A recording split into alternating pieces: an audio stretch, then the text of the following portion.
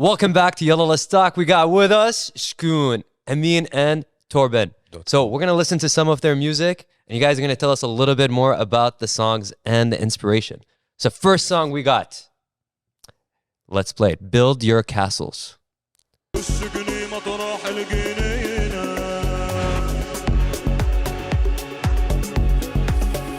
Yeah, we got the fog.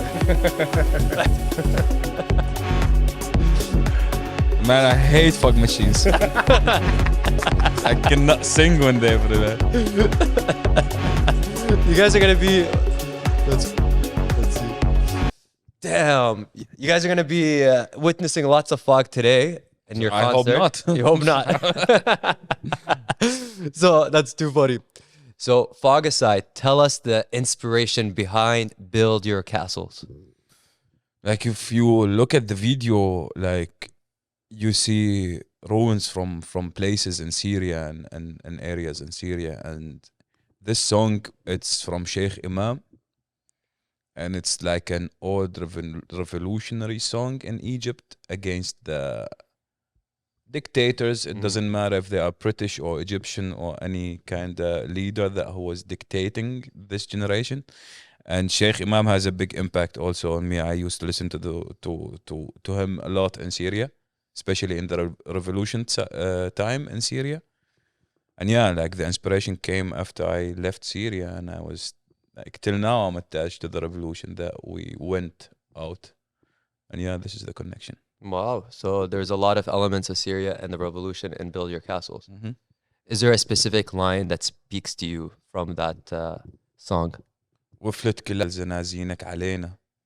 Can you please translate that? It's like, let your dogs or let your sword dogs go in the street and lock the rooms on us. And what's the rest? وتقل علينا is like put more pain on us, because we just had a lot of pain that we numb. We don't feel it anymore. So no matter how pain you add to us, it's gonna make us stronger somehow. Wow. No matter how much pain that you are going to inflict on us, Yeah, we're just going to become stronger. Like we had enough of pain, so it doesn't matter now anymore. Doesn't matter anymore. I like that.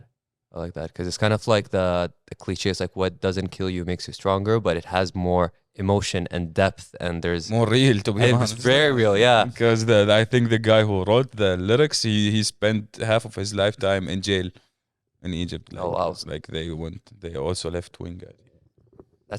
It's very interesting because, you know, when you're looking at like Western music, when you hear like what doesn't kill you makes you stronger, you're thinking about like heartbreak, you're thinking about, you know, things like you didn't get into school, whereas the lyrics here, the people who are writing it are coming from lived experiences where they actually experienced torture, they've experienced imprisonment, they've experienced injustices. Dictatorship. And dictatorship, yeah. Beautiful, beautiful. Thank you very much for sharing. Thank you. Let's go to the next song and see. So we're going to go now to Rema. يلا تنام ريما واحنا نضلنا صاحيين لانه الواقع بيلعب فينا وريما بتعرفش البلالين مش سامعين للصوت شبيه كتير شديد زي بوكس خبيب كان نقولوا انت منا بلكي الجرح يطيب هذا الجرح ملعون. Wow, I love this song. It's there's a lot of lyrics from that lullaby. Yalla tnam, yalla tnam. Exactly. Tell us a little bit more about that. I mean, there's like kind of for us, it's two stories. Yeah. I think like one thing is this song is dedicated to all the kids suffering. To all the kids who couldn't sleep from Yeah. cold winter in camps. From the cold winter in camps. Mm-hmm. Wow. And then yeah, it's of course like also referring because there's this line of like lying to your children, to Rima, that she can't sleep, and this is what we do every day. We all lie to the kids so they can sleep, and instead maybe we should change something instead of lying. And I think this is the core line, and we were really happy and lucky to collaborate with Tarek on this. With Far'i, you know Far'i, right? You know Al Far'i from 47 Soul? I know 47 Soul. Yeah, So Far'i is okay, like wow. we collaborated with him in the song. In the song. I love this guy, man. Exactly. I really recommend digging his part in the His lyrics. part So, is he's like this guy. He's amazing with writing lyrics, man. This like he's the one who fill like عبي المخ. I don't know how to say it. Like the Arabs, you can understand me. عبي المخ. عبي المخ. I It like makes your brain full when you listen to his words. Wow. It's beautiful because like I mentioned, it comes from the lullaby. And I remember like I grew up to that lullaby. So to hear that connotation and to hear the meaning, how you basically created a storyline behind it, it's beautiful. Irhabiyin. Can you tell us a little bit more about what that word means and what it means in that song? He said like, you know, khoch, it's the peach. Like they made out of peach iced tea and they serve it in their cafes where they talk about us that we are terrorists. Irhabiyin is terrorists. And it's like, this is the stereotype that we face in our daily life in the Western world every day. You go to the train, people doesn't sit next to you because you are a little bit brownish, or you have like a beard, or you look for them mad and angry. I don't know why. The guys, this is our hot face because we come from a hot weather place. Referring It's to like- fluffy hair. Exactly.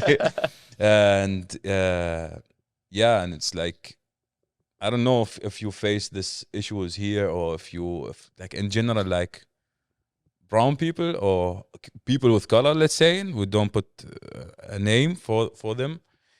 Like, yeah, we face it every day there. That people look at us like really we are terrorists. There's- Even if I go to airports around the world, and it's like they treated me more like with like distance, and they have to be careful.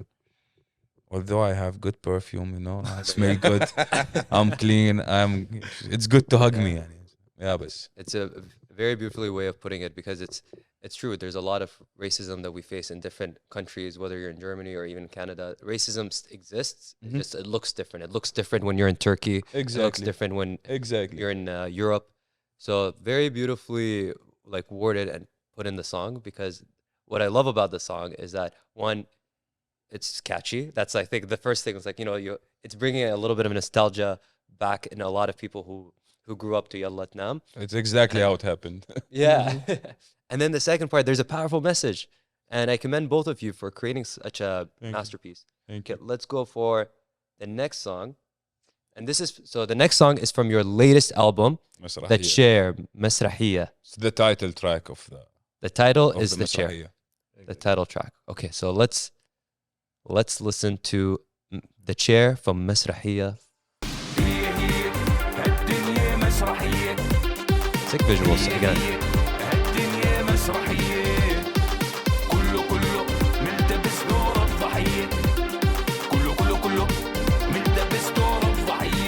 So you told us a little bit about the song in the episode. You told us the different angles and different perspectives.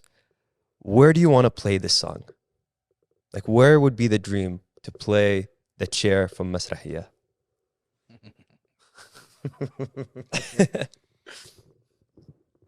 Look, who I start? Let me say, I would love to play it on a small island in Euphrat River in Deir ez-Zor, where everything is gonna be normal again. Where I don't think it's gonna happen, but I still have a little bit of hope that things will change for a better view. I would like to play it in my hometown. I would like to play it with my people. I would like to play it with the people that they know what it means to live in this huge theater every day and try to act that everything is normal, but it's not.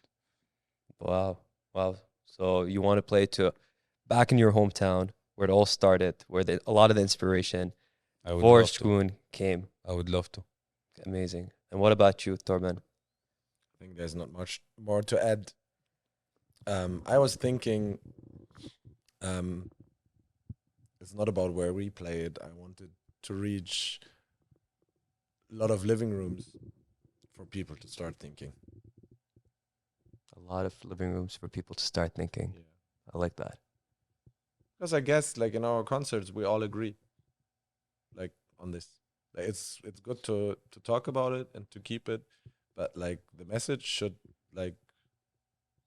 be with the people who don't listen to Arabic lyrics. I love it. So you're trying to make the lyrics become more universal and more mainstream. At the same time, the message, you want it to be everywhere. so the world can become Yeah, more exactly. empathetic. But to an extent that it's not about the song anymore. Yeah, again, the thing I really love about the both of you and the concept and Shkoon itself is that there's purpose behind the music. It's not just, there's good beats. It has amazing beats. It's catchy. It's incredible. It's very artistic. So our sound engineer will be happy. I love You hear that bass drum?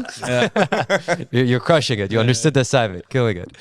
But it's their message behind every song that it's told by lived experiences. It's told by struggles, by perspectives that we don't really hear that often in mainstream.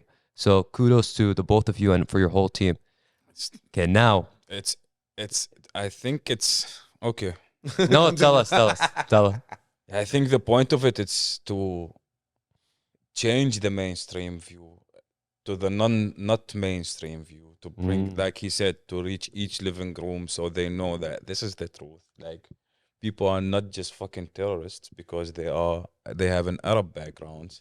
Because for God's sake, there's Christian people, and there's like, it's not only Muslims, and it's terrorism doesn't know a fucking religion, man. Terrorism is not connected to religion. Facts. It's just sick minds who, like, I don't know. I don't wanna go more deep in what terrorism is, but it's like we have to stop stereotyping people, and stop like.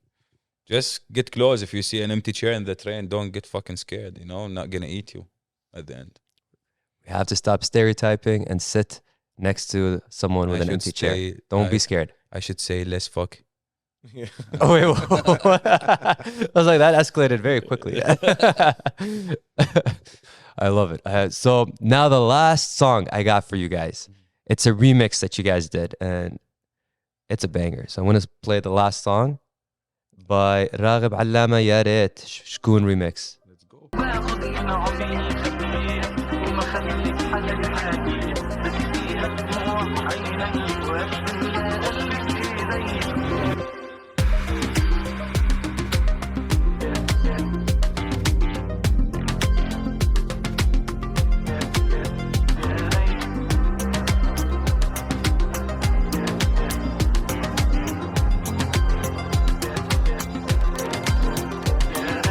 Yo, honestly, I can keep playing that song. It's such a banger. Yeah, right. We should consider playing that live again. Yeah. It's a really good song. I was gonna ask, has Raghib Allama made a comment about that song? I mean, They approached us. They approached you guys. Yeah. So this is like actually, like, I love this song in a very special way because we got asked from his team if we could imagine doing a remix of one of his songs, and of course we could imagine. So like, I mean, I didn't know any of his music. I mean, new things, and then we were like, I knew the checking old his stuff. music. To be honest, Exactly. the new stuff I didn't hear. So we were like so. checking out his music, and we asked them, it's like, okay, do you imagine something in like special in particular of how we approach the remix in a way of, because we like, yes, we have a style of how our music sounds, but like we have big variety of like, we have some songs that are more like pop song-ish, and we like, and they said, no, do whatever you like. And we did whatever we liked, and it was a really long process, and we didn't know if this is what they wanted. And was one of the moments where we really let loose again, and we didn't think of, okay, how should we do it that it succeeds? Because we could have done it in a different way that like it would have worked easier. So yeah, and then we really went back to our like gut feeling, and it's like, how do we feel the song? And this is what happened, and this is what I really like about it. Damn. It was a little bit hard because it's from the 80s and they don't have the stems for the audio. So we It's got just the the master file. master file. So with remixes, you ask the artist, so they bring you, separate audio channels. There was so not even an a cappella. exactly. Wow. Didn't exist anymore because it was all It's tape. on tape, Wow. That's incredible. That's very impressive. The fact that you guys did this and you trusted your gut. And I feel like that's like a common theme that I hear from you guys throughout this whole entire interview or this episode, is that you always trust your intuition, you enjoy the process, and you make sure you're just putting something out there that you're proud of, and it's not necessarily for you guys to hit a certain target. You're just like, hey, this sounds great. This is what our gut says. Let's put it out there. I Exactly. think No, this because- is no talk. No, especially for this song. So it was a huge opportunity to do something with Ragib Alama. Yeah. It's not just anybody. And then of course you could expect that we approach it in a certain way that it can sell really good. And we just kept this feeling at the side and just went with it musically how we felt. And that was like a step to take, but it was the only way for us to do it. It's like what made us finish the process of finishing this remix. It was that we're doing the music for ourselves, not for the listeners, or not for Raghib, or not for anybody. Like, we're doing the music for us. And this is what makes you, believe more in yourself and in the process.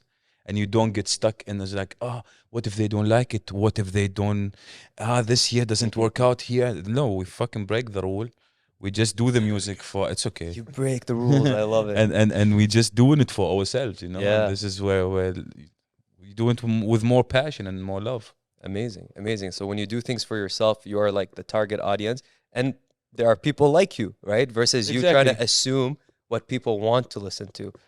That's If you stuck in this loop, you will never finish a track. If you want to do music for the people, And in the end, it's like, this is what our society is like, like we go to work and we don't like our jobs. And why should we are privileged enough to do what we like and what our passion is? And why should we then on top go back in the same cycle of things and do things for someone else? No.